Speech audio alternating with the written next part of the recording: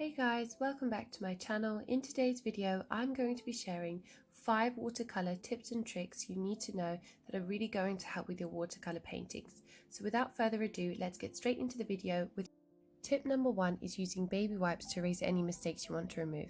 Make sure the wipes you use don't contain any perfume or alcohol, as this will cause the paint to split. You apply medium pressure on the page and dab the paint away. You can also wipe it if you're using 100% cotton paper.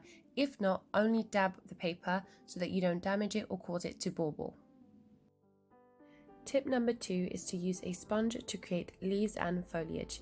You just dip a damp sponge into any mix of colour you want and apply a medium amount of pressure onto your paper in an up and down motion. I just used a regular kitchen sponge and I cut off a small piece from it, and that's what I use in my paintings. Painting trees can take a lot of time, especially if you're a beginner, so this is a great shortcut that is going to allow you to paint a lot of trees in a short amount of time, and the sponge gives a very nice texture and it looks very natural once it is finished. Tip number 3 is to use a spray bottle to spray your watercolor pans before you begin. When you go to pick up color with just a wet brush, you will get very little pigment and you'll have to keep going back and forth, and this will shorten the life of your brush and take quite a lot of time.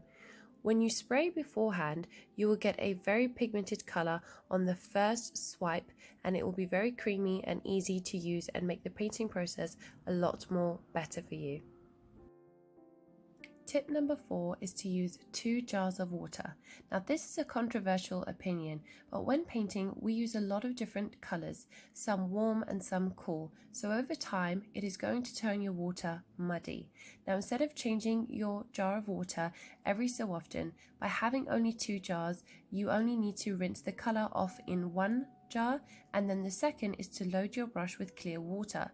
This helps so that when you mix colours such as light colours like yellow, it is not going to change them into a muddy colour.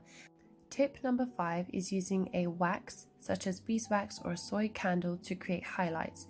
It works by simply rubbing the wax wherever you want the page to stay white, and as you paint over it, the wax will repel the water, leaving a beautiful texturized highlight. I prefer this method over masking fluid when it comes to painting landscapes, such as mountains, trees and the sky, as it looks a lot more natural and is easier and has a much nicer finish. I hope you found today's video helpful. Thank you so much for watching, and I'll see you in the next video.